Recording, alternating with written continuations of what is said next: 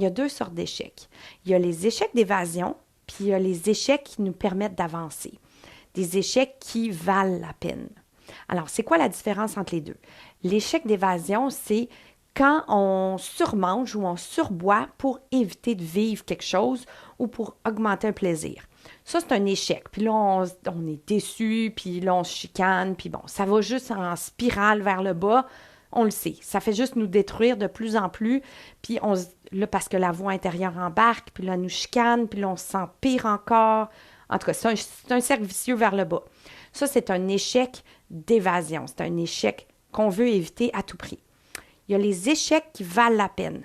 Les échecs que quand on fait quelque chose, comme, disons, manger des chips puis on ne voulait pas, mais, tiens donc, on s'est rendu compte de quelque chose pendant qu'on l'a fait. On s'est rendu compte de quelque chose par rapport à soi. On s'est posé la question, pourquoi donc j'ai fait ça? Puis on apprend sur soi. On transforme un échec en quelque chose qui va nous faire avancer.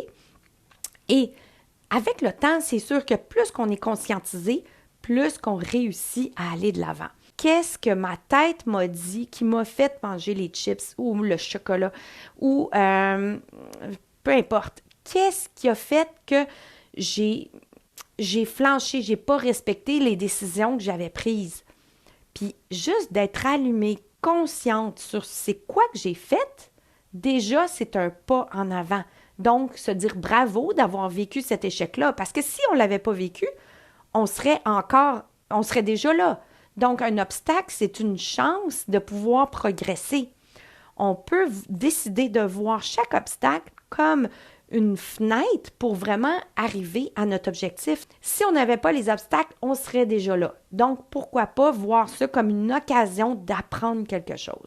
Puis quand on décide de ne pas faire de l'échappatoire ou de l'évitement, éviter de vivre une émotion, qu'est-ce que l'émotion a essayé de vous dire? Qu'est-ce que l'émotion, elle voulait vous dire? Est-ce qu'elle voulait vous dire « je m'ennuie, je ne suis pas bien dans ma peau, je ne sais pas quoi faire dans mon corps ». Essayez d'être allumé sur c'est quoi qu'elle vous dit. Puis plus longtemps vous vivez dans cette émotion-là, plus vous allez avoir des idées. Puis écrivez-le parce que ça vous permet justement de voir la vérité en face. Puis quand j'accompagne, puis on découvre les erreurs de pensée, moi j'appelle ça des erreurs de pensée.